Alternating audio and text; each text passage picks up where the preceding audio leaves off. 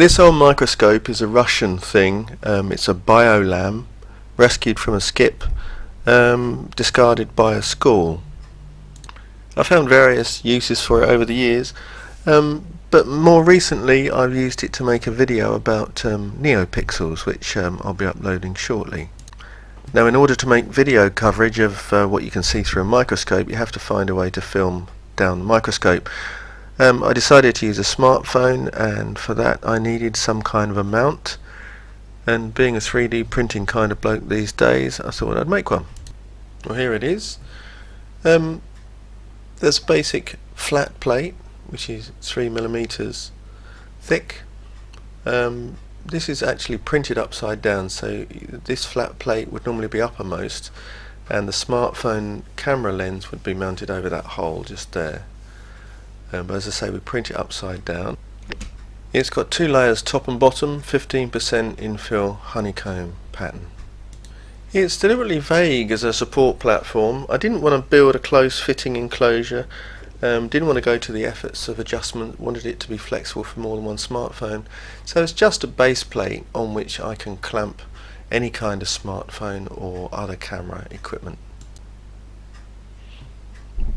Over to the top. Not that much here, just really the collar mechanism. So there's a clamp arrangement there which you put a nut and bolt through to tighten onto the shaft of the microscope eyepiece. This collar is actually thinner than the shaft itself, because the shaft needs to be wider to accommodate the edges of the eyepiece.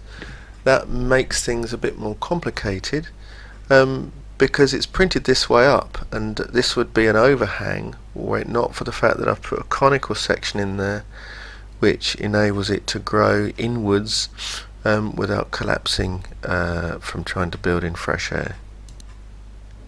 Here's a slicer view, and it's done a good job as usual, but it has done something weird. It's added the supports. This is the first part I've made that has supports, and there they are, but the one on the right is a bit weird.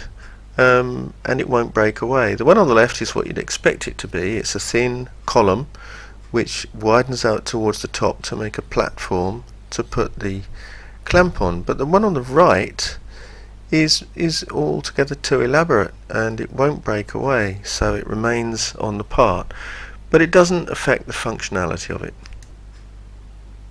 So here is the part as printed.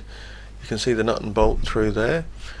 Seems very straightforward, but there's no other way. I tried bodging all kinds of things to avoid doing this work. This is glorious and it works very, very well. And here's a picture of the mount in action. It's very straightforward, but it doesn't half avoid a lot of misery, so I'm very pleased. Anyway, I hope you enjoyed watching that. If you did, please click like, and if you want to see more, then subscribe. And do watch out for the NeoPixel video. I think it's going to be great.